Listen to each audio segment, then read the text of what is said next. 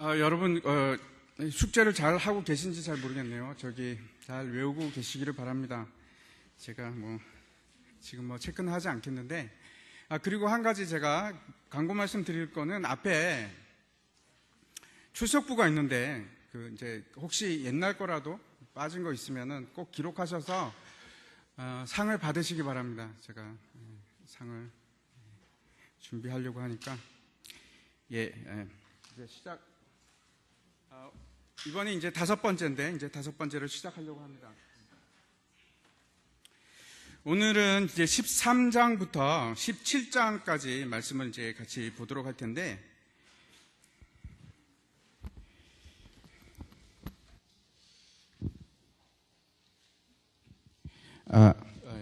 저기 8장부터 지난주에 배웠던 우리 8장부터 12장까지를 다시 한번 생각해 보려고 합니다. 기억나시죠? 8장, 9장은 10개의 기적이 있습니다. 그죠? 8장은 팔팔한 백부장, 9장은 구부러진 문둥병자 그렇게 했었는데 10개의 기적을 이야기하고 있고, 그 다음에 10장에 가서 제자 파송 설교를 합니다. 그죠? 제자 파송 설교를 하면서 11장과 12장에서 영접하는 자, 그리고 거부하는 자에 대해서 얘기를 하십니다. 거부하는 자하고 이제 영접하는 자에 대해서 얘기를 하는데, 이제 마지막에 그렇게 끝나죠. 누가 내 가족인가? 하늘에 계신 내 아버지의 뜻대로 행하는 자가 내 가족이다, 이렇게 얘기를 합니다. 그러면서 제가 이제 빼먹은 게 있는데, 이제 빼먹은 게 아니고 말 못하고 그냥 넘어간 게 있는데, 12장 32절, 다음 장 한번 넘겨주시기 바랍니다. 12장 33절, 34절하고 36절을 보면 이렇게 얘기합니다. 나무도 좋고 열매도 좋다 하든지, 나무도 좋지 않고 열매도 좋지 않다 하든지 하라. 그 열매로 나무를 아느니라. 그리고 이제 얘기하기를, 독사의 자식들아, 너희는 악하니 어떻게 선한 말을 할 수 있느냐? 이는 마음에 가득한 것을 입으로 말함이라. 오늘 이제 중요한 것 중에 하나가 마음과 입입니다. 마음과 입. 그 다음에 너희가 이르노니 사람이 무슨 무익한 말을 하든지 심판날에 대하여 신문을 받으리니. 이제 이 이야기는 이제 성령 회방죄에 대해서 이제 바리새인들과 서기관들이 예수님이 바알세부를 힘입어서 저렇게 기적을 행한다, 이런 말을 하죠. 그때 이제 얘기한 내용입니다. 그 다음에 얘기한 내용인데, 중요한 것은 열매를 보면 결국은 그 나무가 어떤 나무인지 품종을 알 수 있다는 겁니다. 그래서 열매가 포도가 열리면 당연히 나무는 무슨 나무죠? 포도나무입니다. 사과가 열리면 사과나무. 나쁜 열매가 맺히면 무조건 나무는 나쁜 것이 틀림없습니다.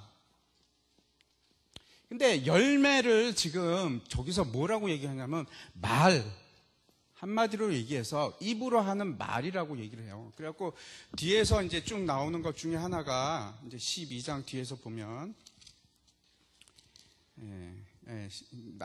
나중에 이제 나오고, 입을 통해서, 그러니까 말이 나오는 것이 열매다. 그런데 너무 중요한 말 중에 하나가, 사람이 무슨 무익한 말을 하든지 심판날에 이에 대하여 신문을 받으리니. 말이 얼마나 중요한지에 대해서 얘기를 합니다.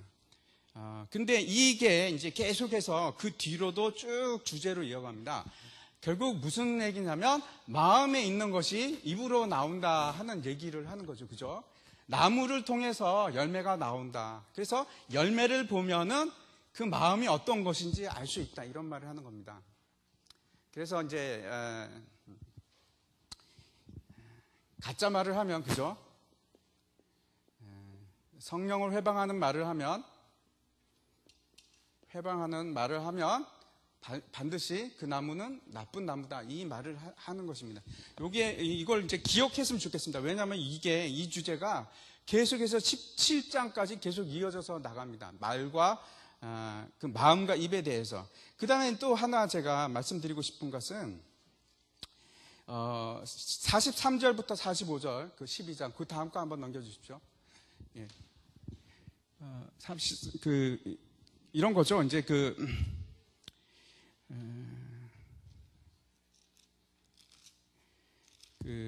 귀신이 이제 더러운 귀신이 사람에게서 나갔을 때 물 없는 곳으로 다니며 쉴 길을 구하되 쉴 곳을 얻지 못하고 이에 대해 이르되 내가 나온 내 집으로 돌아가리라 하고 와서 보니 그 집이 비고 청소가 되고 수리되었거늘 이에 가서 저보다 더 악한 귀신 7을 데리고 들어가서 거하니 그 사람의 나중 형편이 전보다 더 심하게 되었더라. 이런 말을 하고 있습니다. 여기서 하나 알 수 있는 것은 이제 마음이 집과 같은 역할을 하는데 영은 항상 집을 찾고 있다. 그런데 결국은 우리의 마음이 둘 중에 하나라는 거죠. 하나는 악한 영의 지배를 받든지 아니면 예수 그리스도의 영향력 아래에 들어가서 성령의 지배를 받든지 하는 거란 겁니다. 그런데 지금 어떻게 청소되고 저 말이 무슨 얘기인가 하면 이제 그 이스라엘 백성이 엄청나게 우상을 숭배했지 않습니까? 그래서 결국 남북 이스라엘이 다 망하고 바벨론으로 포로로 갑니다. 그렇죠? 바벨론으로 포로로 갑니다. 그래서 이 사람들이 절실하게 깨닫습니다. 우리가 정말 하나님 말씀에 순종하지 않고 그 다음에 우리가 우상 숭배를 했구나. 그래서 이 바벨론 포로 이후에 이스라엘로 돌아오고 나서는 어떤 기록이 없냐면 우상 숭배에 대한 기록이 없습니다. 그리고 나서 이제 느헤미야, 에스라 선지자 글을 통해서 보듯이 철저하게 하나님 앞에 돌아가고 뭘 중심으로 돌아가냐면 율법주의 중심으로 돌아갑니다. 율법을 지키자. 우리가 살 수 있는 유일한 길은 율법밖에 없다. 이렇게 생각을 합니다. 그래서 저걸 잘 보시면 이에 이르되 내가 나온 집으로 돌아가리라 하고 와보니 그 집이 비고 청소되고 수리되었거든. 율법을 지킨다고 하면서 결국은 어떻게 되죠? 율법주의로 갑니다. 그죠? 율법주의. 그래서 우리가 보기에는 그 집이 비고 청소가 잘 되고 수리된 것처럼 되어 있는데 그것이 결국은 어떤 곳으로 가냐면 현재 그렇게 보인다고 할지 그러니까 결국 바리새인들과 서기관의 관들의 상태가 지금 너희가 빈집처럼 생각을 하느냐? 하지만 결국은 악한 영이 더 많아져서 그 영에 사로잡힐 것이다. 이 얘기를 하는 것입니다. 우리가 알아야 될 것은 율법 아래 들어가면 율법의 속 메인자로 되면은 결국 이 상태로 됩니다. 저기서 얘기했던 것처럼 더 악한 귀신 7을 데리고 돌아와서 지배하에 있는 상태, 바리새인들을 얘기하는 거죠. 그 상태와 똑같은 상태가 된다 이런 말을 하고 있습니다. 여기까지 이제 제가 지난주에 말씀드리려고 했지만 못 드렸던 것들이고 자 이제 13장부터 오늘 이제 넘어가도록 하겠습니다. 자 한번 장제목 한번 보겠습니다. 13장 어떻게 되죠? 천국 비유 그죠? 천국 비유는 세 번째 중요한 설교입니다. 천국 비유가 나오고 그 다음에 14장은 뭘까요? 오병이어 이어 사건이 나오고 15장에 정결법 그 다음에 16장에 천국 열쇠 그 다음에 17장에 변화산 사건. 오늘 여기까지 배울 텐데 제일 중심을 두고 할 거는 천국 비유에 대해서 말씀을 드리려고 합니다. 여기에 8개의 비유가 나오는데 그 일일이 다 설교 때처럼 할 수는 없지만 대충이라도 이것이 무슨 뜻인지 알고 넘어가기를 원하고 그 다음에 굉장히 시스테매틱합니다. 14장과 15장의 어떤 일정한 틀에 의해서 되어 있고 16장과 17장이 어떤 일정한 틀을 가지고 합니다. 기록이 되어 있습니다. 그리고 전체 14장부터 17장까지 18개의 문단이 들어가 있는데 그게 아주 기가 막히게 배열이 되어 있습니다. 그래서 우리가 하나하나 다 살피지는 못하더라도 지금 마태복음이 이런 식으로 기록이 되어 가고 있구나 하는 것을 오늘 좀 잘 알았으면 좋겠습니다. 먼저 13장으로 들어가 보겠습니다. 자, 이제 천국에 대해서 복음을 이제 비유로 가르치기 시작합니다. 천국 비유, 이거는 하나님의 백성들. 지금 아까 기억나실지 모르겠는데 11장과 12장에서 영접하는 자, 그 다음에 거부하는 자로 나누죠. 근데 13장부터는 어떻게 들어가냐면 거부하는 자 중심으로 나가는 게 아니고 영접하는 자 중심으로 이야기를 풀어갑니다. 이야기를 풀어가고 결국 그 영접하는 자들이 어떠한 상태로 가는가 얘기를 하고 있고, 그리고 나서 그 영접하는 자들에 대해서 예수님께서 자신이 누구인지 밝히시기 시작합니다. 밝힘. 그리고 결국 십자가 사건도 예고를 하십니다. 그래서 예수 그리스도에 대해서 계시가 여기서 나오고, 그 다음에 영접하는 자들에 대해서 점점 어떤 상태로 가고 있는지 얘기를 합니다. 그게 오늘인데, 이제 13장 이제 천국 비유로 들어가겠습니다. 제가 참 좋아하는 성경 말씀 중에 하나가 이 천국 비유입니다. 왜냐하면 이제 비유가 8개가 나오는데 참 어렵습니다. 참 어렵습니다. 이야기가 어려운 비유들이 계속해서 나오는데, 먼저 이 비유의 목적에 대해서 우리가 한번 생각해 보도록 하겠습니다. 한번 넘겨주십시오. 비유의 목적.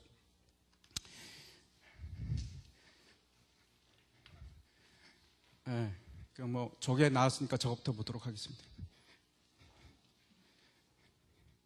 그냥 하나씩 순서대로 넘기시면 될 것 같아요. 자, 보면은 이제 씨 뿌리는 자 비유가 제일 처음에 나옵니다. 근데 그게 도입이에요. 그래서 시작되는 비유인데 저게 왜 중요하냐면 저거를 이해를 하면 나머지 7개를 잘 이해할 수가 있습니다. 그래서 저게 비유입니다. 도입 비유입니다. 그리고 마지막에 서기관 비유가 나오는데, 서기관 비유가 결국은 이것을 다 이해한 사람들이 해야 될 일을 갖다가 기록하는 것이 서기관 비유입니다. 그리고 또 재밌는 게 보면은 씨 뿌리던 자 비유를 얘기하고 나서 막간이 있습니다. 막간에 뭘 하냐면 비유의 목적에 대해서 해설을 하고 있고, 그 다음에 씨 뿌리는 자가 어떤 내용인지 설명을 합니다. 그리고 나서 3가지 비유를 얘기를 하세요. 3가지 비유를 얘기하고, 그 다음에 그게 끝나고 나서 다시 비유의 목적에 대해서 얘기를 하면서 밀과 가라지 비유에 대해서 다시 해설을 합니다. 근데 이게 너무 중요해요. 이 구조가. 이것을 알아야지 그 내용이 어떻게 흐름이 되는지를 알 수가 있어요. 그리고 나서 다시 3가지 다른 비유를 설명을 합니다. 처음에 비유의 그 목적에 대해서 먼저 얘기를 하겠습니다. 뭐라고 얘기하냐면 13장에 보면 13장 11절에 보면 천국의 비밀이라고 얘기를 해요. 천국의 비밀이라고 얘기를 하는데, 그 비밀이라는 것이, 천국 먼저 얘기를 하겠습니다. 천국이라는 것이 뭐냐면 호 바실레아 호 테오스라는 말인데, 우로노스라는 뜻입니다. 우로노스. 바실레아 레이아 호 우로노스.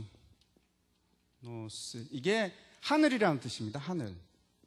이거는 왕국이라는 뜻입니다. 왕국. 바실레이아 왕국. 그러니까 바실레이아 호 우로노스인데, 다른 복음서에서는 이 말을 쓰질 않아요. 다른 복음서에서는 어떻게 쓰냐면 호 바실레이아 호 테오스라고 합니다. 테오스 이렇게 씁시다. 이거는 하나님이라는 뜻이거든요. 마가나 한번 그 다음에 보여주시면, 마가복음 있나? 예. 마가복음 1장 15절에 보면 이르시되 때가 찼고 하나님의 나라가 가까이 왔으니 회개하고 복음을 믿으라 하시더라, 이렇게 하나님의 나라라고 되어 있는데, 마태복음에서는 그렇게 쓰지 않고 천국이라고 씁니다. 왜 이렇게 했을까요? 왜 그러냐 하면 독자층이 일단 틀립니다. 이 마태복음을 읽는 사람들은 유태인들을 향해서 썼다고 제가 처음에 제일 먼저 말씀드렸는데 유태인들입니다. 그래서 유태인들은 하나님이라는 단어를 일단은 쓰기 싫어합니다. 하나님이라는 단어를 일단 쓰기 싫어하고, 그 다음에 유태인들은 그냥 하늘의 나라 그러면 무슨 뜻인지 다 이해를 합니다. 하늘의 나라, 하늘 나라라고 하면 다 이해를 합니다. 그 사도 바울이 삼층천을 방문했다는 기사가 이제 고린도전서에 나오죠, 그죠? 삼층천이 나오는데 유태인들은 어떻게 생각하냐면 첫 번째 하늘은 대기권을 얘기합니다. 새들이 날아다니는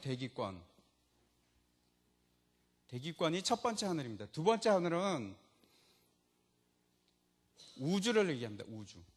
그래서 별이 있고 해가 있고 달이 있고 그런 곳이 두 번째 그 하늘이고, 세 번째 나라는 하나님이 계신 곳입니다. 그런데 이것을 왜 이렇게 했는데 다른 누가나 마가는 왜 하나님의 나라라고 하느냐? 그 외국으로 가면, 이제 로마로 가든지 헬라 문화권으로 가면 하늘 나라라고 하면 엉뚱한 게 될 수 있습니다. 예를 들어 제우스가 사는 곳이 될 수도 있고 다른 신들이 살 수도 있고. 우리나라 같으면 어떻게 합니까? 하늘나라에 누가 있습니까? 옥황상제가 있죠, 그죠? 옥황상제가 있는 곳이 하늘나라입니다. 우리나라는, 그죠? 그래서 뭐 도교 같은 데서 아니면 증산도 같은 데서 얘기하는 옥황상제가 있는 곳이 하늘나라인데 그거하고 틀리죠. 그래서 우리는 그냥 보통 하나님 나라라고 얘기하는 것이 맞고, 유태인들은 하늘나라라고 해야지 이제 더 자연스럽게 되기 때문에 하늘나라라고 얘기합니다. 천국이라고 얘기합니다. 근데 천국이 비밀이래요. 비밀이라는 것이 미스테리온이라는 단어인데, 미스테리온이라는 것이 뭐냐면은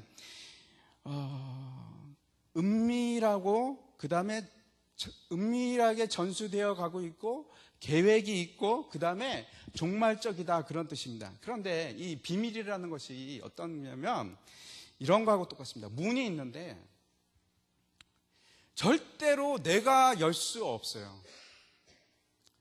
그러니까 이 문은 하나님 외에는 열어줄 수 있는 사람이 없다 하는 의미를 가지고 있습니다. 미스테리온이라는 단어 자체가. 그래서 천국의 비밀을 알 수 있는 자는 어떤 사람만 알 수 있냐면 은혜를 받은 자. 은혜가 없이는 천국을 알 수 있는 상태가 없는데, 뭐라고 얘기하냐면 비밀을 받은 자는 더 넉넉해지고 비밀을 받지 못한 자는 가진 것도 빼앗기리라. 그러면서 너희에게는 허락되었고 저희에게는 거부되었다. 이렇게 얘기를 합니다. 이 비밀이라는 게 시크릿, 우리가 생각하는 그런 시크릿이 아니고 미스테리입니다. 미스테리. 시크릿가 아니고 미스테리입니다.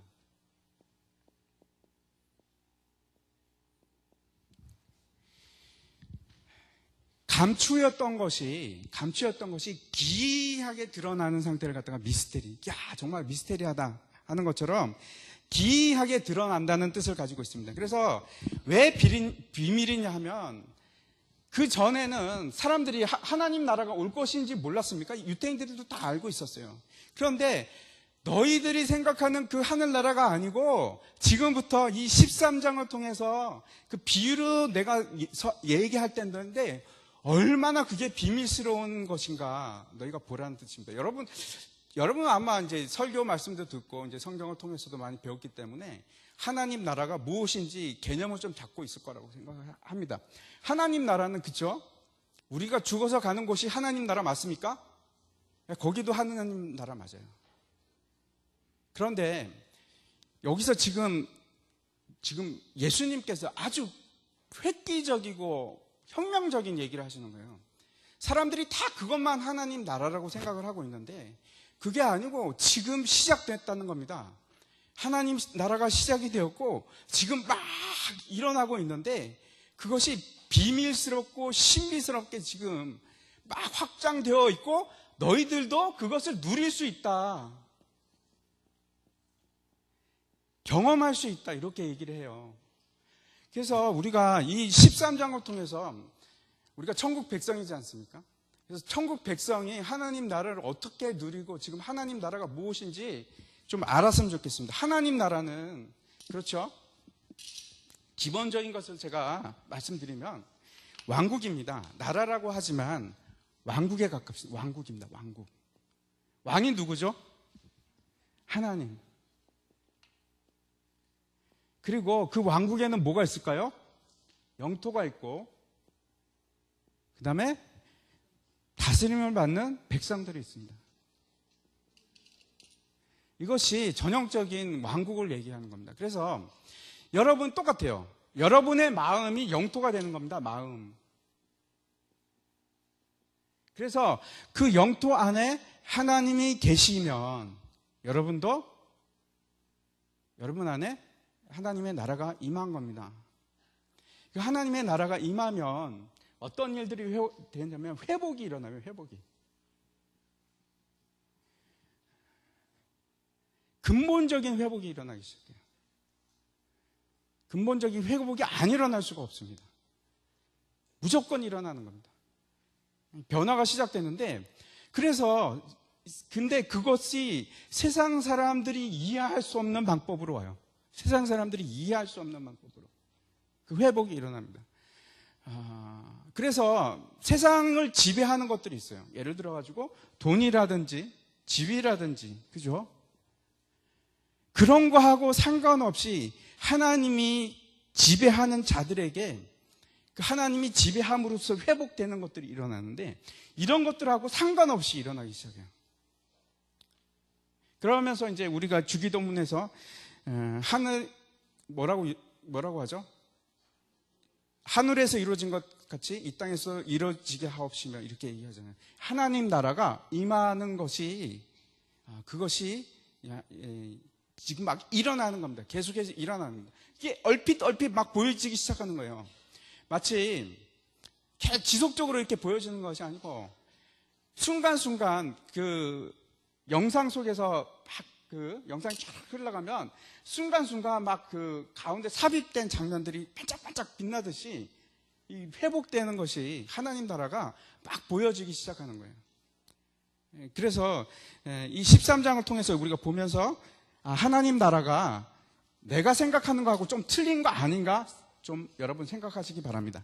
그러면서 제가 여기서 순전히 제 의견입니다. 왕국에는 하나님 나라에서 왕국에는 하나님과 영토와 백성뿐만 아니고 이것을 반대하는 세력이 있어요. 그걸 여기서 뭐라고 하냐면 원수라고 합니다. 그래서 이것이 계속 드러나요. 13장을 보면은 이 사건이 계속해서 왕국에는 세워져 가는 것도 있고 방해하는 세력도 있구나 하는 것이 드러납니다. 근데 이 전체를 갖다가 다 뭐라고 하냐면 하나님 나라라고 해요. 하나님 나라. 그러니까 하나님 나라는 그 자체 하나님께서 다스리는 것뿐만 아니고 하나님의 나라가 세워지는 과정도 하나님의 나라고 하나님의 나라가 세워지는 과정 중에서 원수가 막 반대를 하지 않습니까? 못살게 굴고 파괴하려고 하잖아요. 그것도 다 포함돼서 그 전체 이루어지는 것을 갖다가 하나님 나라라고 해요. 한번 이제 처음부터 한번 보도록 하겠습니다. 제가 또 빼먹은 게 있는데 너희는 듣기는 들어도 깨닫지 못할 것이요 보기는 보아도 알지 못하리라. 다음 장 한번 보여주시기 바랍니다.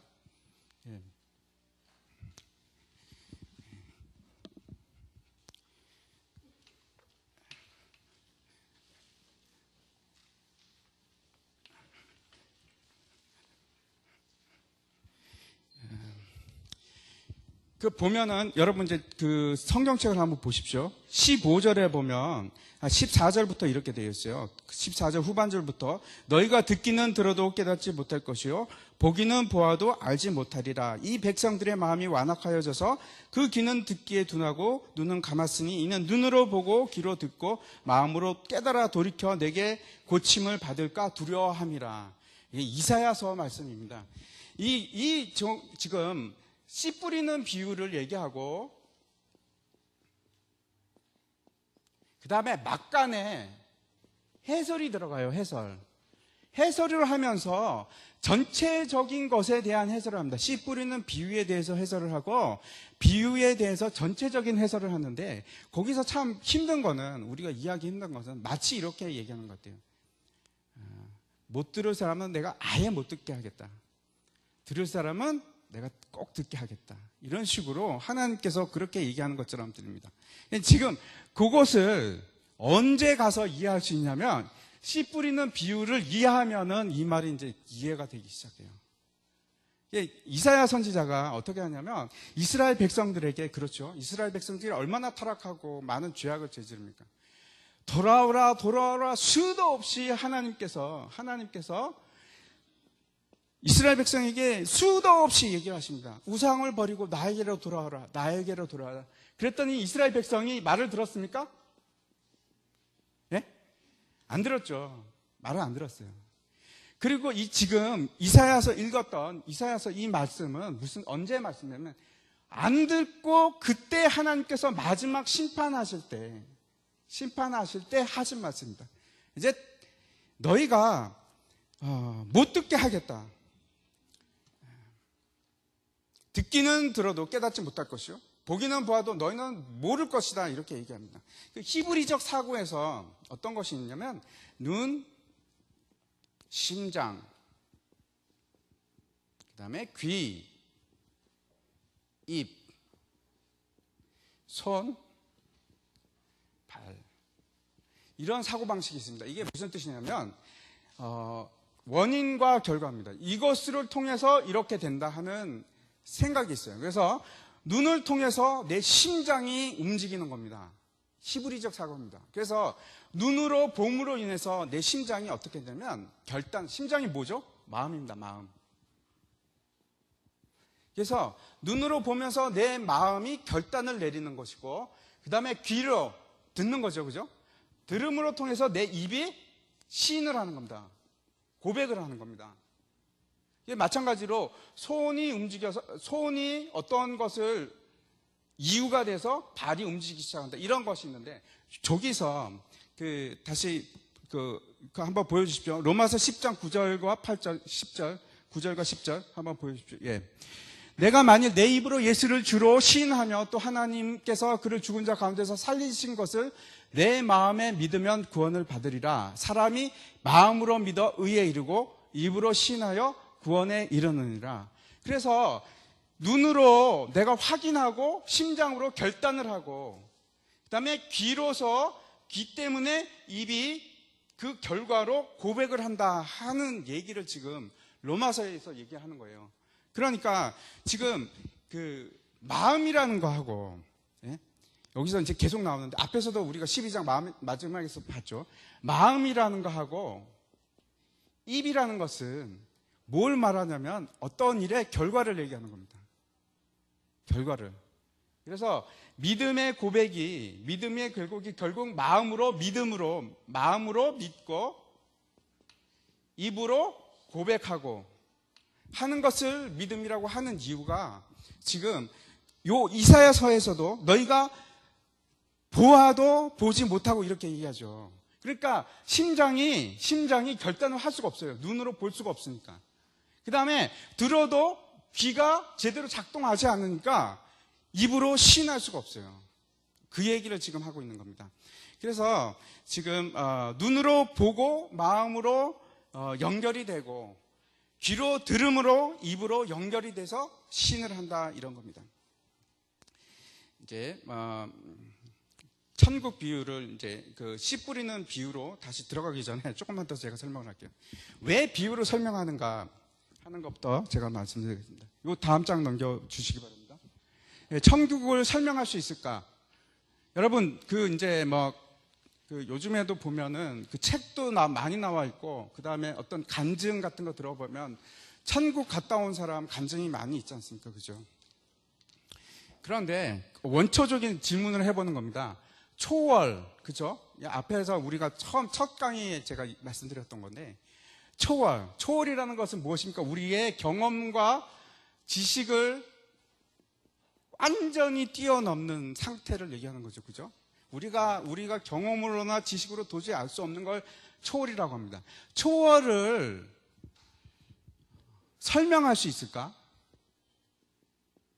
다시 말씀드리겠습니다. 하나님은 초월이에요. 그죠? 하나님은 초월적인 존재입니다. 그래서 우리가 하나님을 설명할 수 있습니까? 제가 진짜 처음에 물었었는데, 완전히 설명할 수 없고 부분만 밖에 보여줄 수 없다고 제가 말씀드렸죠. 그건 마찬가지로 천국도 마찬가지입니다. 천국은 초월이기 때문에 우리가 설명한다는 것은 우리의 지식이나 경험으로 이야기하는 거거든요. 그런데 거기에 속하지 않는 것, 경험이나 지식에 속하지 않는 초월을 어떻게 경험이나 지식으로 이야기를 하겠어요. 그죠? 그러니까 원래는 불가능한 겁니다. 그러면 어떻게 설명을 하겠습니까? 천국을. 어떤 사람들이 이제 천국 가갖고 천국은 막 이렇게 생겼다 저렇게 생겼다 막 얘기하잖아요.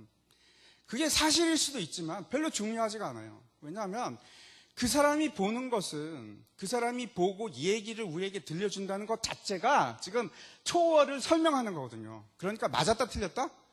틀린 겁니다. 그런 식으로 얘기하는 거는 어떻게 됐던 간에 그거는 아주 극히 일부분을 얘기하거나, 그죠? 우리의 상식 수준에서 이해할 수 있는 수준으로 얘기한다는 것은 별 의미가 없는 거예요. 의미가 없어요. 의미가 없어. 그래서 가장 중요하게 잘 천국을 설명한 거는 예수님께서 직접 설명을 하시는데, 뭘로 얘기를 하냐면 비유로 얘기하셔요. 비유로 할 수밖에 없어요. 직접적으로 천국을 묘사할 수 있는 방법이 없으니까. 그래서 그거와 가장 비슷한 상태의 어떤 예를 들어가지고 하나 단면 이렇게 보여주시는 겁니다. 그래서 비유를 사용하고 있고, 이런 겁니다. 너희가 듣기는 들어도 깨닫지 못할 것이요 보기는 보아도 알지 못하리라. 왜냐하면 이 백성들의 마음이 완악해져서 그들이 귀로 들으려고 하지도 않고 눈을 감아버렸기 때문에 볼 수도 없고, 그래서 돌이키려고 하지만 돌이키지 않는다. 만약에 그들이 돌이켰으면 내가 고쳤을 것이다. 그 얘기를 지금 비유로 깔고 시작하는 겁니다. 깔고 시작하는데 이런 겁니다. 똑같이 은혜가 주어졌음에도 불구하고 어떤 사람은 눈을 감아버리는 거예요. 눈을 감아버리고 귀를 덮어버려서 안 듣는 사람이 있고, 근데 어떤 사람은 눈으로 보고 귀로 들어서 믿음에 이르는 겁니다. 믿음에 이르는데, 이것을 제가 지난번에 이제 설교할 때도 제가 말씀을 드렸는데, 우리는 항상 이렇게 생각해요. 원인과 결과가 항상 시간적인 순서로 흐를 것이다. 시간적 순서로 흐를 것이다. 라고 생각을 하지만, 제가 여러 차례 말씀드리는데, 하나님 입장에서 보면 시간적인 순서가 없어요. 무슨 말이냐면, 하나님은, 우리는 지금 이런 수직선에 있다고 합시다. 그래갖고 시간이 쫙 흘러간다고 합시다. 쫙 흘러갑니다. 대표적인 예가 지난번에 말씀드렸지, 에서와 야곱이 있습니다. 근데 에서와 야곱이 태어날 때 하나님께서 뭐라고 하시냐면, 에서는 내가 미워, 야곱은 내가 사랑해, 이렇게 얘기하십니다. 우리가 막 너무나 말이 안 되는 거예요. 왜 지금 당장 태어났는데 어떻게 하나님, 어떻게 에서를 미워하세요? 어떻게 야곱만 사랑하세요? 똑같죠. 지금 비유에서도 똑같아요. 너는 귀를 막아. 내가 막아버릴 거야. 너 눈 못 보게 할 거야. 밉다는 거죠. 그죠? 밉다는 것입니다. 똑같아요. 이 상태로 보면 지금 말이 안 되는 것 같지만, 하나님께서는 전지하시고 전능하신 분이고 시간하고 같이 가는 분이 아니고 시간을 초월해서 계신 분이에요. 그러니까 이게 시간이라고 하면 하나님께서는 여기서 떨어져 계세요. 떨어져 계셔서 전체를 다 조명하고 바라보고 계신 거예요. 그게 무슨 말이냐면, 에서가 나중에 훗날 나쁜 짓을 했어요. 하나님은 아실까요? 모를까요? 아세요. 이때도 벌써 알고 계신다니까요. 시간을 초월해서 계신 분이기 때문에 시간에 구속받아서 같이 움직이는 분이 아니고 시간하고 상관이 없으신 분이에요. 영원한 분이 영원한 초월이 우리가 지금 다시 말씀드려서 이걸 뭐 어떻게 설명할 수가 없어요. 초월이에요. 초월. 시간하고는 상관이 없어요. 그래서 다 보신다니까요. 보시면은 보세요. 야곱이 정말 하나님을 찾고 하나님을 갈구하는 사람이구나 알고 계세요. 그죠? 미래를 알고 계세요. 그래서 태어날 때 뭐라고 얘기할 수 있습니까? 당연히 내가 야곱은 사랑한다고 얘기할 수 있죠. 미래를 다 보시고 알고 계시니까.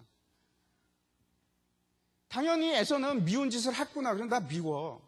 제가 어떻게 되는 건 나 다 알아. 미워. 그렇게 얘기하시는 겁니다. 마찬가지예요. 이것도 마찬가지예요. 그래서 왜 제가 이 말을 들으냐면 밭이 네 가지 밭이 나옵니다. 첫 번째 씨 뿌리는 비유에서 네 가지 밭이 나옵니다.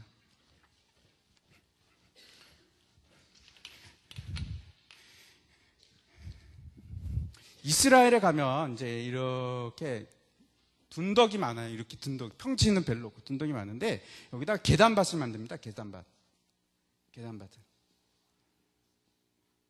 이렇게 계단밭을 만들어요. 그래서 밭 사이로 이렇게 막 길이 나와 있어요. 길이 여기도 길이 나와 있고 길이 막 있고 그 다음에 좁아요. 뭐 이렇게 대규모로 하는 게 아니고 좁고 그 다음에 그 경계에 가면 가시 떨기 나무들도 많이 있고 그 다음에 원래는 돌이 많아요. 그래서 돌을 막 옆으로 던집니다. 그래갖고 돌을 이쪽으로 한쪽으로 치워 넣는데도 불구하고 이쪽에는 돌밭이 되겠죠. 그리고 여기 가시덤불이 막 자라고 있고 그런데 여기도 길이 있고 가운데 막 길이 있고 여기다가 씨를 뿌리는 겁니다. 씨를 뿌리는데 문제는 우리가 이제 여러분 그런 말 많이 들어오셨을 거예요. 마음밭을 기강합시다. 마음밭을 우리의 마음을 바꿉시다.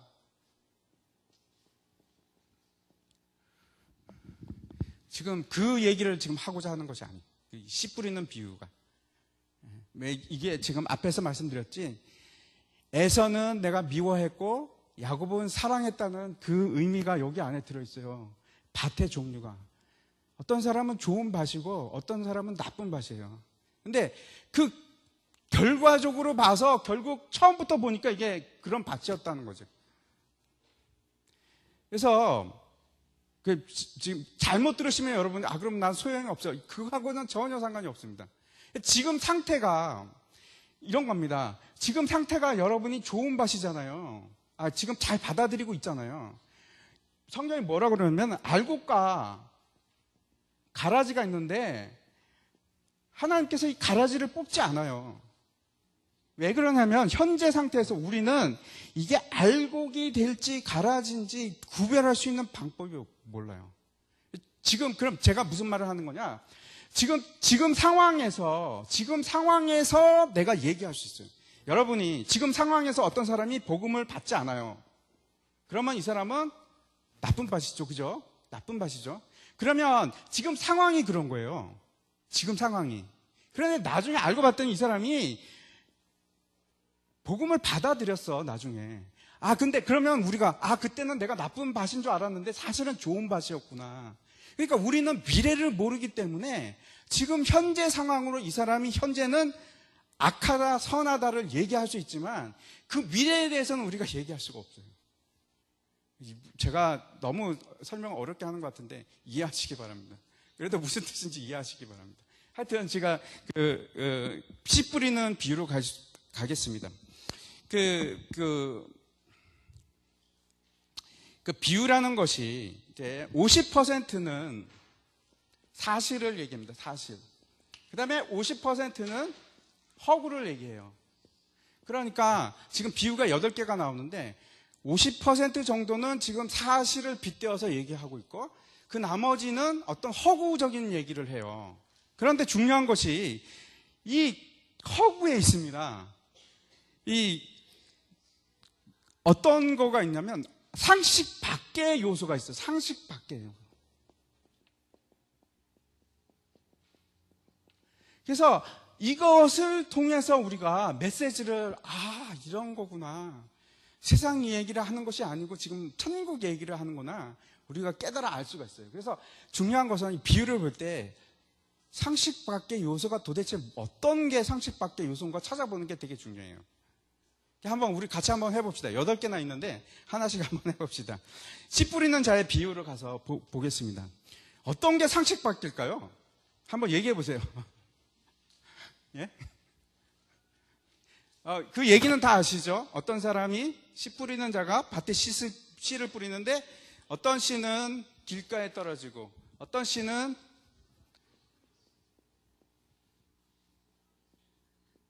길가에 떨어지고 어떤 씨는 돌짝밭 그리고 어떤 씨는 가시 떨기 그 다음에 좋은 밭 그죠? 뭐가 이상합니까? 비상식적입니까? 예. 여기서 보면 1대1로 뿌리는 것처럼 보여요. 세상에 그렇게 뿌리는 사람이 어디 있습니까? 그렇죠. 좋은 밭에다가 많이 뿌려야죠. 길가에다가 왜? 떨어질 수는 있습니다. 그런데 의도적으로 뿌리지는 않잖아요. 여기 보십시오. 지금 마치 의도적으로 뿌리는 것처럼 여기저기 다 뿌리고 다닙니다. 모든 곳에 다 뿌립니다. 세상에 농부가 이렇게 농사 짓는 사람은 없어요. 그렇죠? 지금 여기저기 모든 곳에 다 뿌립니다. 그것이 비상식적입니다. 손실된 씨가 훨씬 많습니다. 하늘나라의 농사법이 세상 농사법과 다른 것이 바로 이거예요. 손실을 무릅쓰고도 씨를 뿌립니다. 길가에 만약에 이것이 그러면 열매를 기준으로 만들어졌는가? 그러면 두 밭만 있으면 됩니다. 나쁜 밭과 좋은 밭, 그죠? 나쁜 밭과 좋은 밭으로 나누면 될 텐데도 불구하고 그렇지 않고 두 밭으로 하지 않고 네 밭으로 지금 얘기를 하고 있어요. 그러니까 뭔가 다른 걸 지금 얘기하려고 그러는 겁니다. 그렇죠? 길가는 어떻게 지금 그 해석을 할 때 예수님께서 이건 직접 해석을 해줍니다. 길가는 어떤 거죠? 말씀을 뿌렸는데 길가에는 그냥 땅에 떨어져서 원수가 악한 자가 그냥 씨를 가져가 버리는 거죠. 그죠? 씨는 무엇입니까? 씨는 복음을 얘기하는 것이고 뿌리는 자는 첫 번째로 예수님을 얘기하는 거고 두 번째는 그의 제자들 그 다음에 밭은 세상을 얘기하고 있습니다. 그래서 근데 잘 보십시오. 길가에 뿌려졌을 때는 씨가 아예 발화도 하지 않고 없어져 버려요. 그죠? 그리고 돌짝밭에 들어가서는 어떻게 됩니까? 땅이 얕음으로 싹은 나는데 금방 말라버려요. 그러면서 이제 예수님께서 얘기하는데 박해가 오면 포기하는 사람이다. 세상 가치가 틀린 거죠. 예수를 믿으러 왔는데 자기가 생각하는 거하고 틀린 겁니다. 이 사람은 내가 원하는 건 그런 게 아니었어. 내가 복 받으러 왔지 지금 내가 원하는 것은 복 받으러 온 거지. 내가 이런 것 때문에 온 게 아니야. 가치관이 틀린 겁니다. 가치관이. 그래서 포기할 수밖에 없어요. 그죠? 그 다음에 가시떨기로 갔는데 여기는 뭐라고 그러죠? 세상 염려와 재물 유혹 때문에 유혹. 다시 한번 봅시다. 이런 겁니다. 길가하고 그 다음에 돌밭, 가시떨기, 그 다음에 좋은 밭. 밭이 있는데 보십시오. 길가하고 나머지 세 개는 완전히 구분이 됩니다. 어떻게 됩니까? 나머지 세 개는 싹이 났어요. 이거는 알싹이는 안 났습니다. 여기 이 길가가 얘기하는 것은 세상 사람들을, 교회 밖을 얘기합니다. 세상. 근데 이 사람들은 교회 안에 있는 사람들을 얘기하는 거예요. 우리들이에요. 그러니까 끔찍한 거죠. 우리들을 얘기하는데 이것을 뭐라고 하냐면 이 사람을, 돌밭 사람을 뭐라고 하면 명목상의 크리스찬.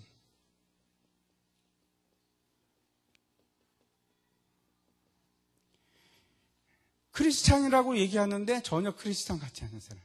이런 사람들은 박해가 오면 바로 그만둡니다. 예를 들어갖고 직장에서 김대리 이제 출근해야겠어? 일요일도 출근해. 그러면 네 알겠습니다. 바로 그만두는 사람. 가시떨기는 세상 염려와 재물 욕심 때문에.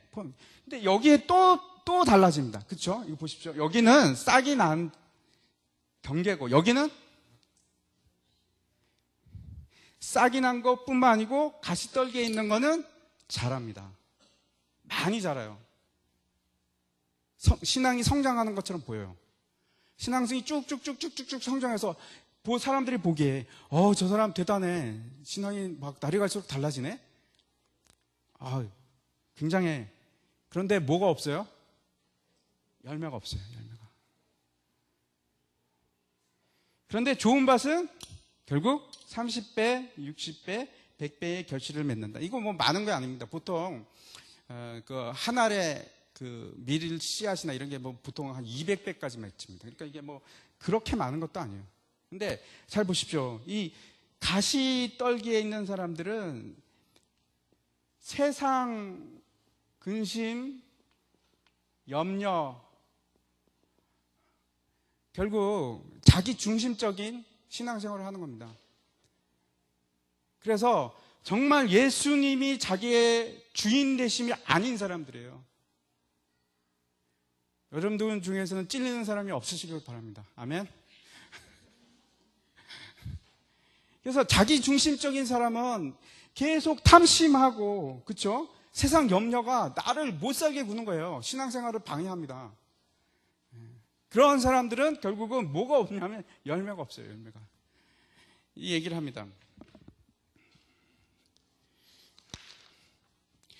이게 참 의미심장한 얘기를 하는 거죠. 이게 전체 비유에 대한 인트로덕션입니다. 처음 도입 비유입니다. 너희들 중에 이런 사람들이 있다는 거죠. 너희들 중에 이런 사람들이 있다는 거죠. 잘 보시기 바랍니다. 우리가 돌짝밭에 있어서도 안 되고 가시 떨기 때문에 염려와 근심 때문에 열매를 못 맺는 사람도 여러분 천국에 못 들어가요. 문제는 이겁니다. 천국에 들어가는 사람은 열매, 그죠? 처음에 아까 말씀했죠. 열매를 보아서 그 나무를 알아요. 열매가 없으면 나무가 아니에요.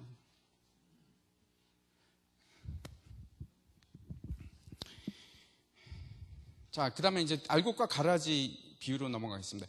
알곡과 가라지 비유로 가면은 그 이제 각 요소가 얘기하는 것은 좋은 씨를 뿌리는 자 누구죠? 인자입니다. 그 다음에 밭은 세상을 얘기합니다. 그리고 좋은 씨는 천국의 아들들을 얘기하고, 그렇죠? 가라지는 악한 자의 아들들을 얘기합니다. 그리고 원수는 누굽니까?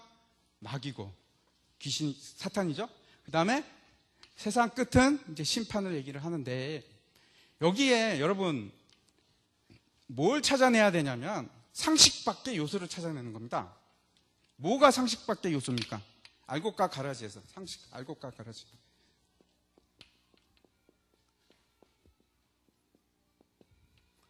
뭐가 상식 밖일까요? 세상 농사법과 다른 게 있어요. 가라지를 안 뽑아요.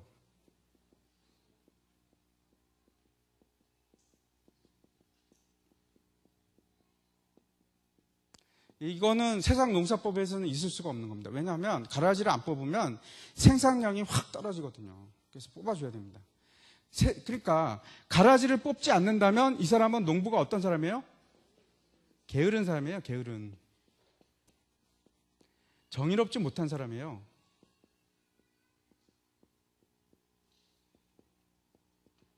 그런데 원수가 밤에 가갖고 몰래 가라지를 뿌렸어요. 왜 원수가 가라지를 뿌렸을까요? 그냥 다 불태워버리면 되는데. 그죠? 아니면 막 거기 심겨져 있는 밀, 그죠? 밀 다 뽑아버려도 되잖아. 망쳐버리면 되잖아. 왜 가라지를 뿌릴까요? 사탄이 목적하는 바는 이걸 뽑는 데 있는 것이 아니고 뭐가 있냐면 하나님입니다. 하나님. 하나님을 어떤 자로 만드는 거예요? 부정한 자로 얘기하는 거예요. 게으른 자로 만드는 거예요. 공의롭지 못한 자로 만드는 거예요. 그래서 이 세상에서 잘 보십시오. 여기서 가라지 비유는 그 밭이 세상입니다. 세상. 교회가 아니고 세상이에요. 세상이라고 돼 있어요. 세상 안에 악한 자들이 있어요. 가라지가 있어요. 근데 사람들이 막 그렇게 얘기하잖아요. 하나님이 있어? 하나님이 있으면 저거 뭐야? 저 악은 뭐야? 왜 악이 있는 거야? 왜 악이 존재하는 거야? 사탄이 노리는 겁니다. 사탄이 원하는 것은 하나님의 영광을 가리고 하나님을 폄하시키는 거예요. 그래서 하나님은 게으른 자가 되고 하나님은 부정직한 자가 되고 공의롭자가 못한 자가 되는 거예요. 가라지를. 근데 왜 하나님은 그런데 왜 가라지를 뽑지 않으실까요? 예? 왜 안 뽑는다고요? 알곡을 보호하려고. 가라지를 뽑으면 가라지는 이제 그 뿌리가 더 깊어서 그 뽑으면은 뭐까지 뽑히냐면 잘못하면 알곡이 같이 뽑히거든요. 가라지 뽑을 때. 그 한 알갱이라도 한 알곡이라도 절대로 포기하지 않으신. 절대로 멸망시키지 않으세요. 알곡은.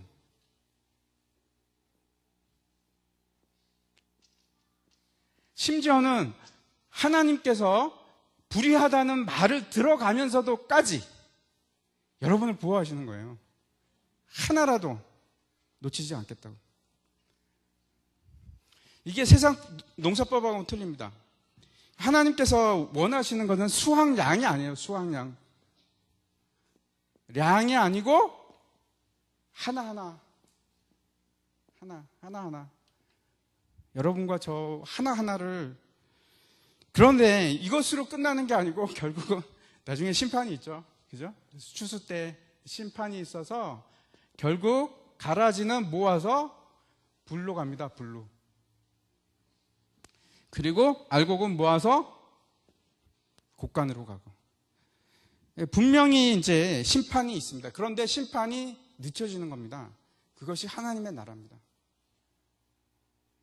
하나님의 나라에 별 이상한 요소가 다 있죠. 그죠? 그리고 이제 세 번째 겨자씨 비유가 있는데 참 재미있는 것은 여러분 어떻게 되어 있냐면 앞에 기억나실지 모르겠는데 알곡과 가라지 비유가 있는데 그 다음에 겨자씨 비유가 있고 그 다음에 누룩 비유가 있어요. 그런데 그리고 나서 이걸 얘기하고 나서 알곡과 가라지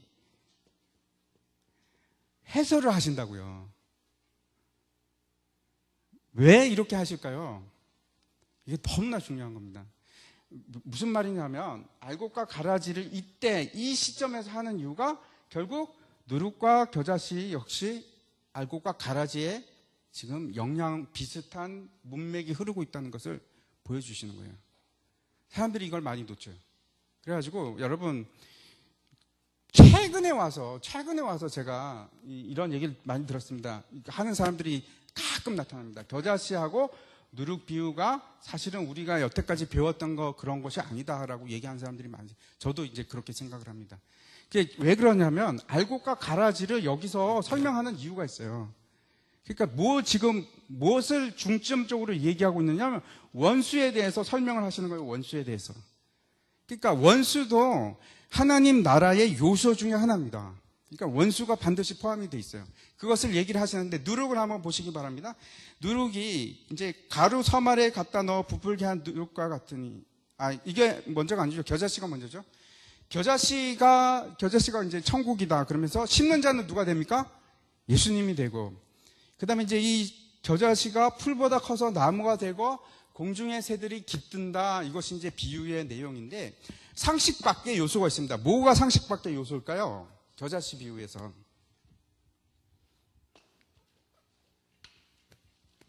한번 곰곰이 생각해 보셔도 잘 모르실 겁니다. 왜냐하면 우리가 이해할 수 있는 문화가 아니기 때문에. 이 겨자씨는 이제 우리가 알고 있는 겨자씨하고는 약간 틀린 이제 중동에 나는 겨자씨인데 이 겨자씨 나무는 어디든지 있어요.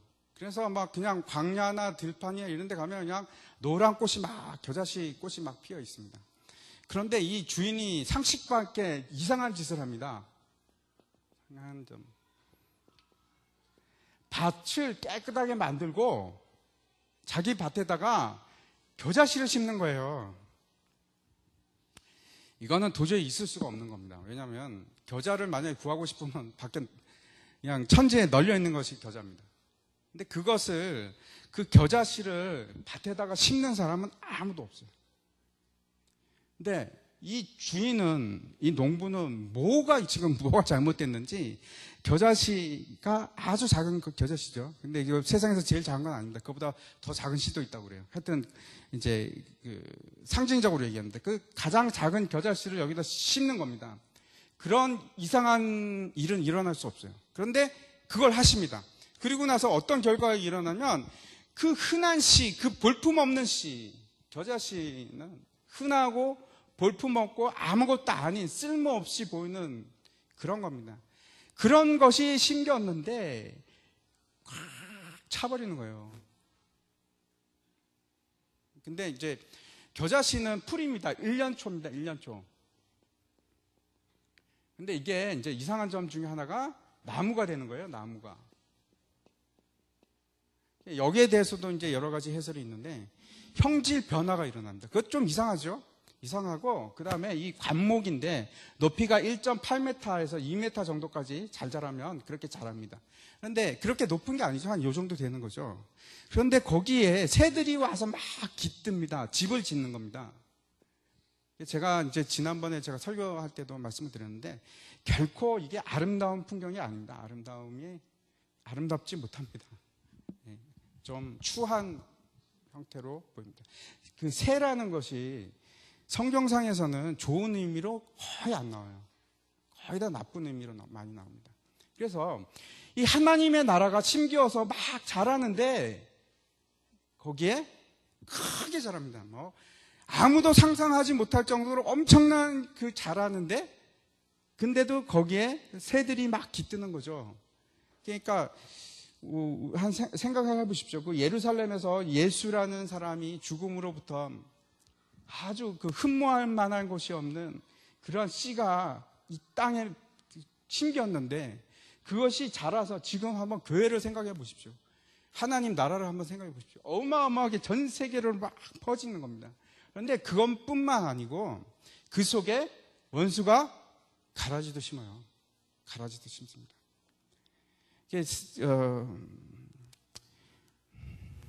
지금도 보십시오. 얼마나 이단이 많이 있습니까? 2단도 많고 3단도 많고.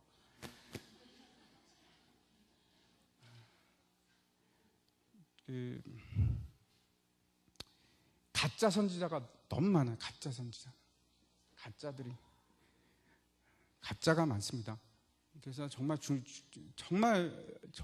세상 끝으로 가면 끝으로 갈수록 뭐가 심해지냐면 미혹이 많아집니다. 미혹. 보십시오. 요즘에도 보십시오. 교회에서 이제 게이 목사가 나오고, 미국 장로교단 중에서 제일 큰 게 PCUSA입니다.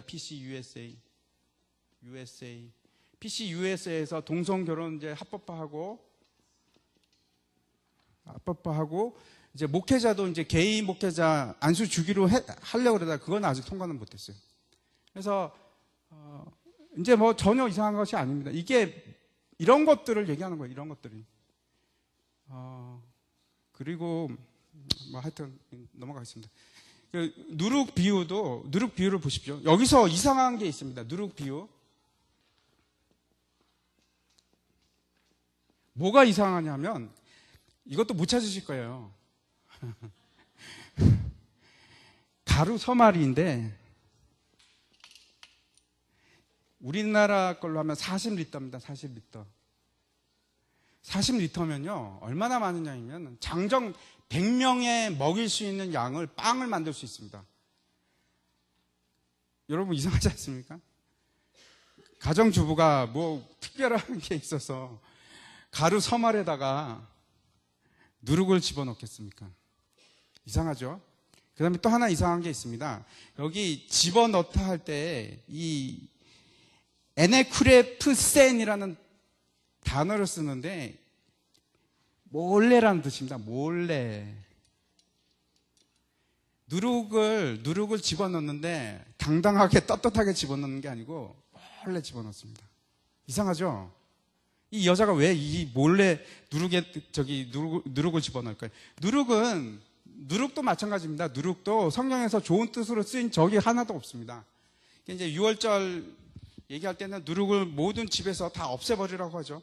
누룩은 거기다 또 하나 이상한 거는 가루 서말이면 40리터나 되는 큰 양인데 거기에 누룩을 조금 넣는다고 해서 막 부풀지는 않아요. 그렇지는 않아요. 왜냐하면 옛날 누룩은 별로 효능이 좋지를 않아가지고 이 당시의 누룩은 그것도 웃기는 겁니다. 그런데 어떤 여자가 와서 가루 서말이 있어요. 하얀 가루 서말이 있어요. 거기다가 누룩을 집어넣는 겁니다. 이제 그걸 갖다가 누룩을 집어넣는 여자가 랍비 전승에 나와요. 랍비 전승에 누구라 하냐면 누구라고요? 이세벨. 그러니까 제가 생각에는 여러분 뭐 주석책이나 다른 뭐 설교집 같은데 보면 이렇게 얘기는 안 해요. 안 하는데 저는 이게 맞는 것 같습니다. 이세벨이 와서 가루에다가 집어넣는 거예요. 가루에다 집어넣고 그 다음에 온 반죽이 누룩이 퍼지게끔 하는 거예요. 누룩이 항상 얘기하는 것은 죄, 부도덕 그런 것들을 얘기합니다. 그런 것을 얘기하는데 이세벨이 이제 계시록 한번 넘겨보십시오. 계시록에 보면 음녀 이세벨이 나오는데 요한계시록에 보면 그러나 내가 책망할 일이 있노라 자칭 선지자라 하는 여자 이세벨을 내가 용납함이니 이세벨을 용납했더니 이세벨이 몰래 거짓 선지자죠. 거짓 선지자. 그가 행음하게 합니다. 행음하게. 여러분 행음이 뭔지 아시죠? 제가 여러 번 얘기해서 다 아실 거라고 생각합니다. 행음은 뭡니까? 하나님만 섬기는 것이 아니고 재물을 동시에 섬기는 것도 괜찮다 하는 것이 행음이에요. 이제 거짓 선지자가 이렇게 얘기하는 겁니다. 에이, 재물 섬겨도 괜찮아. 하나님 같이 섬기면 되지 뭐. 이렇게 얘기하는 것이 이세벨입니다. 지금 제가 이제 얘기했던 것이 누룩이나 겨자씨나 결국은 뭐하고 관계가 되냐면 가라지 비유하고 관계가 됩니다. 그것을 얘기하는 것이고 그 다음에 이제 밭에 감춘 시간이 왜 이렇게 쓸데없는 말을 제가 많이 하나 봐요.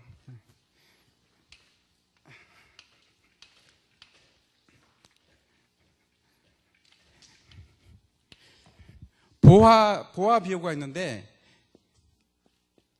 여기서 이제 뭐 여러분 다 잘 아시죠? 이제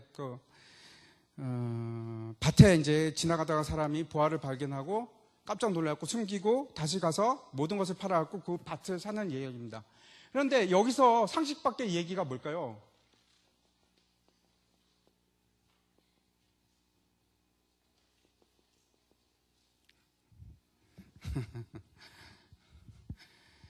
여러분 같으면 어떻게 하시겠습니까? 밭에 갔는데 보아가 삐끔이 나왔어요. 그래서 딱 봤어. 깜짝 놀랐어. 야, 깜짝 놀랐어. 그러면 여러분 어떻게 하겠습니까? 예? 가져가야죠. 밤에 몰래 와서 트럭을 빌려와서 밤에 와서 이것만 가져가지 왜 밭은 왜 사? 예? 근데 뭐라고 해요? 밭을 다 산다고요. 상식 바뀌죠. 그러니까 사람들이 뭐라고 해요? 미쳤다고 할 거라고. 미친놈. 이 쓸데없는 밭은 왜 사? 그것도 지가 갖고 있는 모든 거 다 팔아갖고. 상식 바뀝니다. 하나님의 나라를 취하는 것은 여러분 여기서 얘기하는 것이 있어요. 하나님의 나라를 취하는 것은 자기 것을 모두 다 파는 데 있어요. 다 팔아야 돼요. 부자 청년이 예수님에게 가서 내가 인생을 어떻게 얻습니까? 그랬더니 뭐라고 하죠? 얘가 가지고 있는 거 다 팔아갖고 가난한 자에게 나눠주라고 합니다. 그것을 그냥 얘기로 듣지 마세요. 흘려 듣지 마시기 바랍니다. 여러분 거 다 팔아야 돼요. 제가 얘기하는 건 거기다 마음을 두지를 마세요. 마음을 두지를 마세요. 제가 여러 번 얘기했는데 제가 제일 힘들었던 게 뭐냐면 내 꿈을 파는 겁니다. 내 꿈을 포기하는 거. 꿈도 파세요.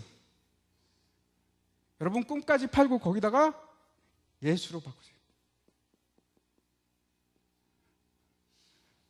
여러분 집을 가지고 있는데 거기 집 걱정하시고 거기 그냥 놔두세요. 마음을 그냥 비우세요. 재물에 대해서 비우고 거기를 뭘로 채우냐고요? 쓸데없이 보이죠? 하나님 나라 전체로 그냥 다 채우는 겁니다. 모든 것을 내 걸로 삼는 거고 내 거는 다 버리는 겁니다. 대체가 일어나요. 대체가. 그것이 이제 보화 비유입니다. 보화. 그다음에 진주 비유가 있는데 제가 이제 여기서 들으신 분도 있을 텐데 보통 이제 진주하고 보화하고 같은 비유라고 생각하는데 전혀 다른 비유죠. 그죠? 그러니까 아까 이게 쌍을 이룹니다. 겨자씨 비유하고 누룩비하고 비유하고 뭐가 틀리죠? 똑같이 보였습니까? 이거는 외적으로 드러나는 성장을 얘기하는 거죠. 그죠? 외적으로 막 펴져나가는 성장을 얘기하는 반면에 누룩은 뭐죠? 내적으로 들어오는 암 같은 존재. 내적으로 그 교회 내로 하나님 나라로 침투하는 암적인 존재. 그러니까 틀린 거죠. 이거는 내부로 향하고 반대입니다. 그죠? 이건 내부로 향하고 있고 이거는 외부로 향하고 있고 반대인 것처럼 이것도 똑같이 반대적인 성향을 가지고 있습니다. 잘 보십시오. 진주 그 본문이 있으시면 본문을 보시면 또 천국은 마치 좋은 진주를 구하는 장사라고 하잖아요. 좋은 진주를 구하는 장사가 곧 천국이라고 해요. 그러니까 진주가 천국이 아니고 장사가 천국이에요. 그게 이제 결정적으로 다른 겁니다. 아까 밭에 감추인 보화에서는 보화가 곧 천국이었어요. 보화가 천국이라고 얘기하는데 여기서는 장사를 천국이라고 얘기합니다. 그래서 뭐가 틀려지느냐? 그러면 이 장사가 천국이 되려면 이 장사가 될 수 있는 가능성은 몇 개밖에 없어요. 이게 또 단수예요. 그러면 보십시오. 그 천국, 하나님 나라 왕국에서 그죠? 요소가 뭐가 있죠? 하나님, 그 다음에 영토, 백성, 그리고 제가 하나 플러스해서 원수도 있다고 얘기를 했죠. 예? 그러면 이 중에서 천국이 장사가 될 수 있는, 천국이 장사라고 부를 수 있는 건 누구밖에 없어요? 단수인데? 하나님밖에 없어요. 하나님밖에. 그죠? 하나님밖에 없습니다. 그러면 이야기가 어떻게 되는 거냐면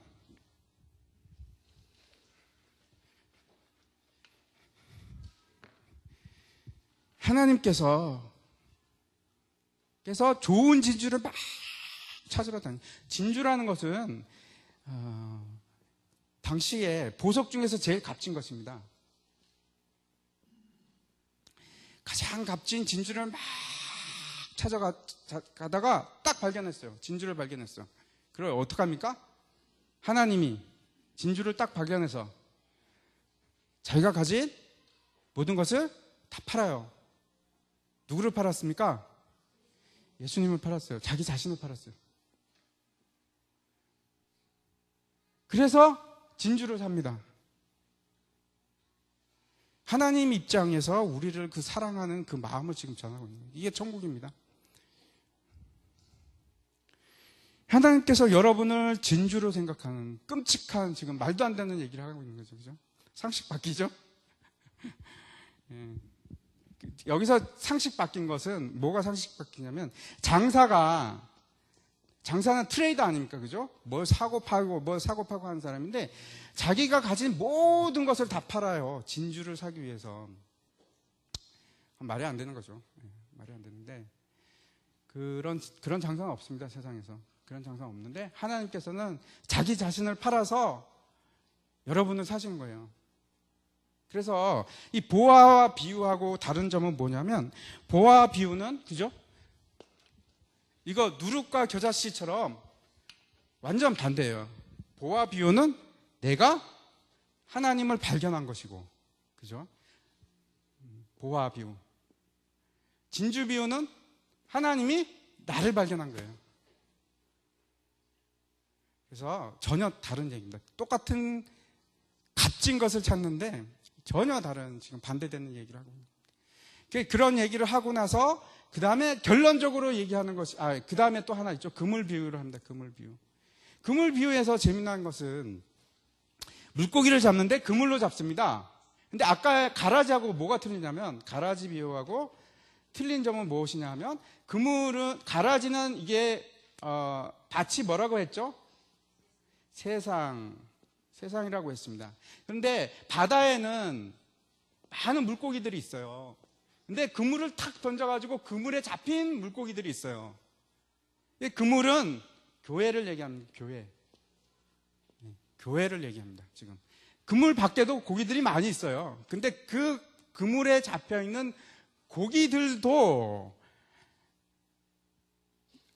그물로 올려가지고 봐갖고 보통은 어떻게 합니까? 어부들이 이제 끌어올려가지고 아닌 거는 버리죠. 근데 안 버리세요. 절대로 안 버려요. 그래가지고 와서 그 다음에 골라냅니다. 마지막 추수 때, 마지막 심판 때. 그래서 자기는 괜찮은 물고기라고 생각했는데 하나님께서 딱 보고 이거 아니네? 이거 버리는 거예요. 교회 내의 얘기를 하는 겁니다. 앞에 가라지 대조하고는 틀리죠. 교회 내 얘기를 하면서 합당한 자만 결국은 내 가족이다. 하나님의 뜻대로 행하는 자만 내 가족, 내 어머니, 내 가족이다. 이렇게 얘기합니다. 이제 마지막에 서기관 비유가 나옵니다. 서기관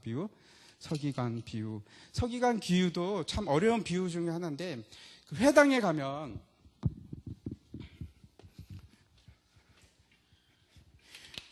이제 이스라엘의 회당에 가면 이제 본당이 있고 여기 두루마리실이 있습니다. 두루마리실. 그러면 이제 막 선반들이 막 있고 두루마리들이 막 꽂혀 있는 겁니다. 왜 그러냐면 이제 옛날에 이제 그 양피지 같은 걸로 두루마리 만들고 막 그러잖아요. 그렇게 하면 창세기만 해도 막 엄청 굵은 두루마리 하나가 창세기입니다. 그러면 서기관이 어떻게 해야 되냐면 여기서 골라와야 돼요. 그래서 어디에 뭐가 있는지 다 압니다. 서기관은. 그래서 제일 유능하고 학식 있는 사람이 그 일을 맡게 됩니다.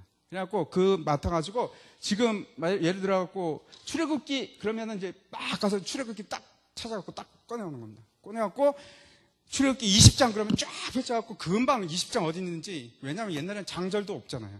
그래갖고 그 위치로 딱 가갖고 딱 찍어낼 수 있는 사람이 서기관입니다. 서기관. 그래서 지금 그 비유에서 뭐라고 하시냐면 이 모든 것을 깨달았느냐, 7가지 비유를 얘기하면서 하나님 나라가 이런 것이다, 이것을 다 깨달았느냐 그러면서 천국의 제자된 서기관, 제자들이 서기관인데 천국의 제자가 된 서기관들은 이렇게 꺼내올 수 있는 사람이 되어야 한다 하는 얘기를 하시면서 그 다음에 뭐라고 하냐면 집주인같이 곳간에서 새 것과 옛 것을 꺼내온대요. 근데 아마 포도주를 얘기하는 것 같아요. 포도주. 그래서 옛 포도주인지 새 포도주인지 다 분별해서 지금 잔치 때 뭘 꺼낼 건지 이걸 다 하는데 마치 자기 것처럼 합니다. 자기 것처럼. 그래갖고 꺼내서 어떻게 합니까? 줍니다. 그냥 돈 받고 파는 것이 아니고 그냥 줘요. 상식 바뀌죠. 그러면 안 되는데 곳간에서 주인은 따로 있는데, 그죠? 주인은 따로 있는데 자기가 주인처럼 가서 막 꺼내갖고 사람들한테 막 나눠줘야 한대요. 그게 제자랍니다. 그게 제자랍니다. 자, 이제 넘어가겠습니다. 그 다음에 그 14장부터 17장까지 이제 쭉 주는데 천국의 복음을 이제 접하는, 넘겨 주십시오. 천국의 복음을 접하는 자들인데, 그 다음 거 한번 넘겨주세요. 강도사님. 예. 14장에서 16장, 이것도 참 재밌는데, 이게 처음이 1번, 이제 17장까지 18개의 패러그래프, 문단으로 되어 있습니다. 그런데 첫 번째 문단에서 얘기하는 것이 헤롯과 세례 요한 얘기를 해요. 헤롯과 세례 요한으로 시작해서 세례 요한이 죽죠. 헤롯 때문에. 그 다음에 마지막 것이 무엇이냐면 반세겔 성전세예요. 성전세. 어떤 말이냐면 이제 베드로가, 여러분 읽어보셨죠? 이제 베드로가 예수님한테 사람들이 우리도 성전세 내야 된대요. 그랬더니 예수님께서 낼 필요는 없지만, 왜냐하면 하나님의 아들이기 때문에 낼 필요는 없지만 내가 덕을 위해서 사람들에게 시험 실족하지 않기 위해서 내라. 그러면서 물고기 잡아서 입을 딱 벌리면 거기 안에 한 세겔이 들어있을 것이다. 그 얘기를 합니다. 세례 요한에서 얘기하는 것은 세례 요한을 통해서 진리를 외치는 자는 어떻게 되죠? 진리를 외쳤더니 세례 요한이 죽어요. 그런데 헤롯은 그 이야기를 쭉 읽어보면 그렇습니다. 헤롯은 진리하고 타협을 합니다.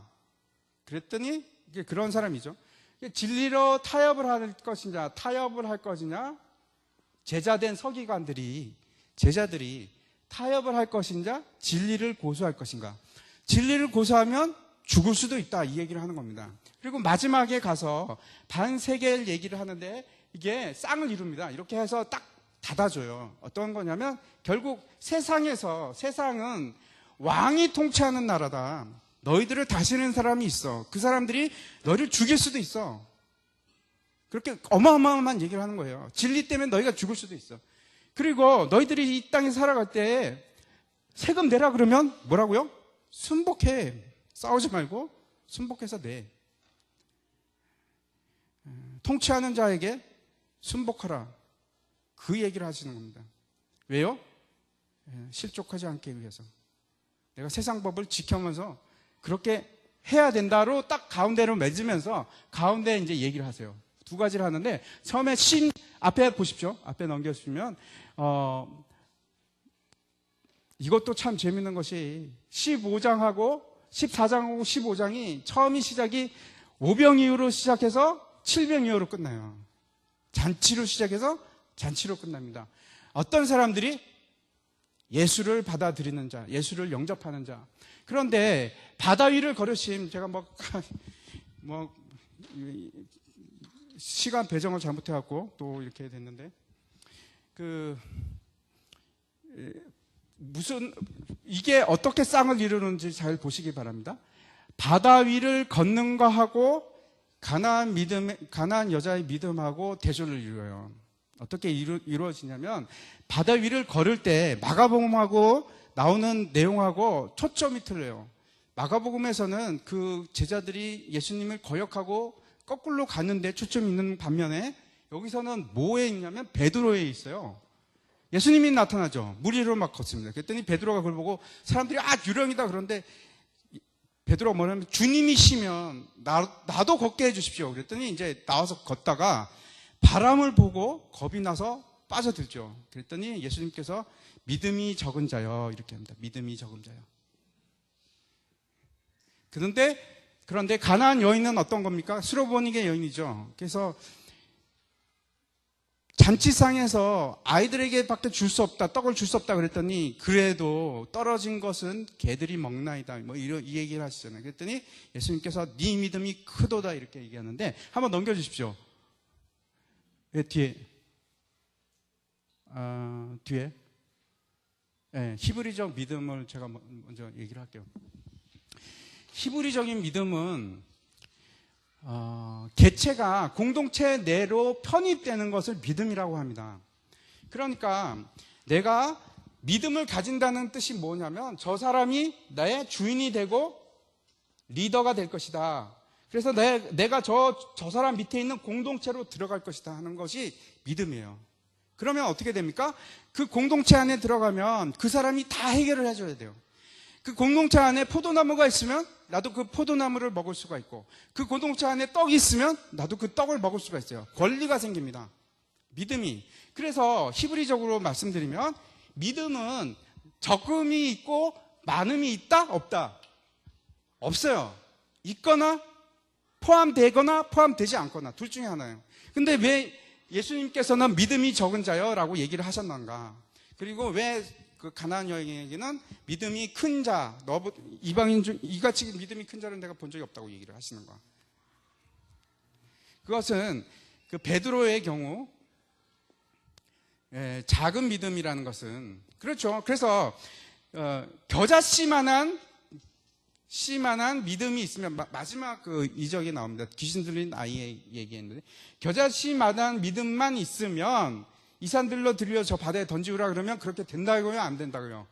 된다. 겨자씨만한 믿음이라고 얘기하는 것은 믿음의 유무를 얘기하는 겁니다. 그러니까 믿음이라는 것은 내가 예수님을 내 주인으로 삼고 그 공동체 안에 내가 완전히 편입되겠다고 하는 것이 믿음이에요.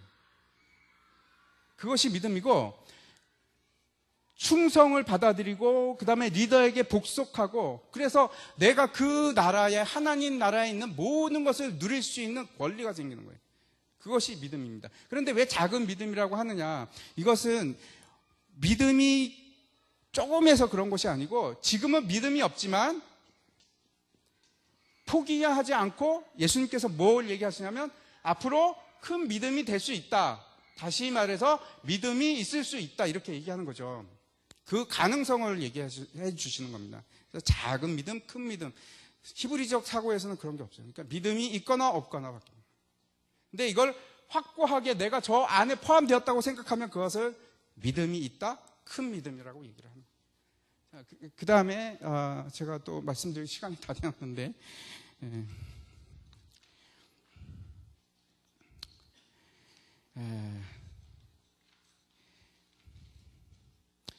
그 오병이어와 칠병이어에서 제가 그 말씀드리고 싶은 것 중에 하나는 이제 하나님께서 이스라엘 백성을 광야에서 만나로 먹이셨습니다. 그런데 똑같아요. 예수님께서 이스라엘 백성을 빈들에서 또 광야에서 오병이어로 칠병이어로 먹이셨습니다. 그래서 같은 사건입니다.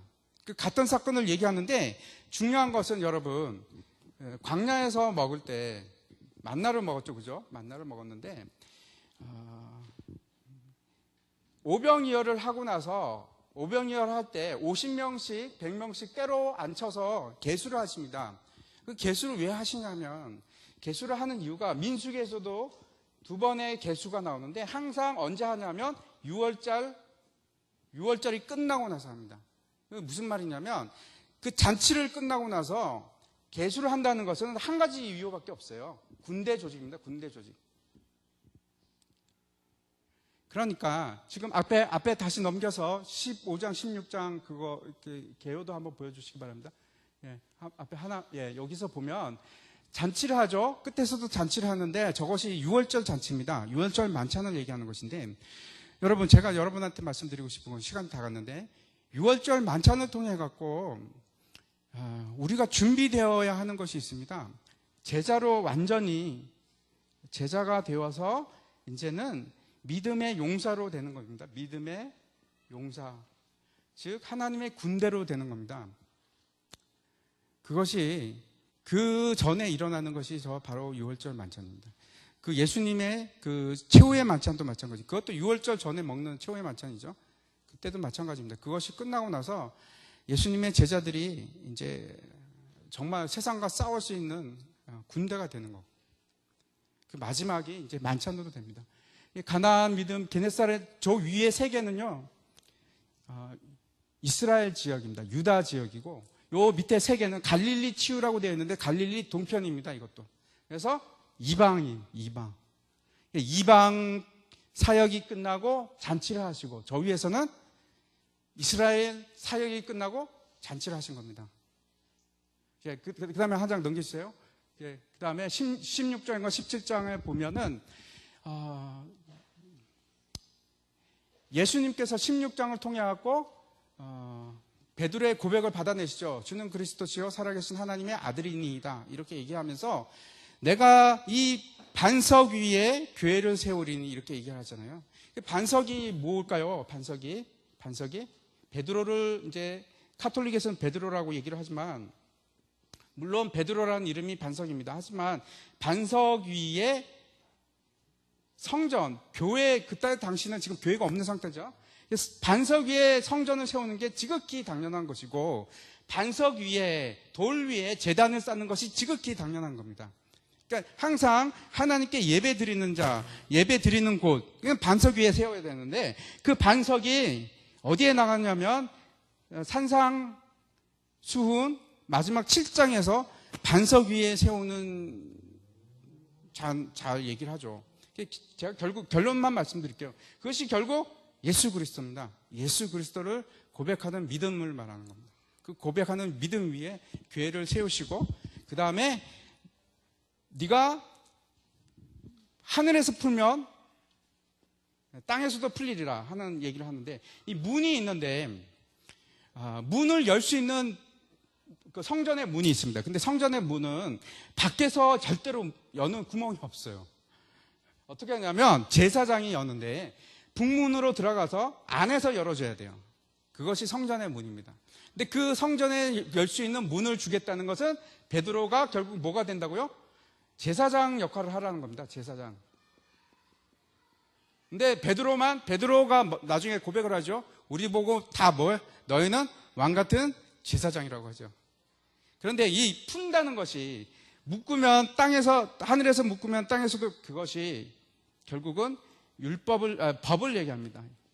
예수 그리스도의 법을 얘기하는 거예요. 은혜의 법을 얘기하는 거예요. 그러니까 예수 그리스도의 법으로 하나님, 너희가 세상 사람들을 어떻게?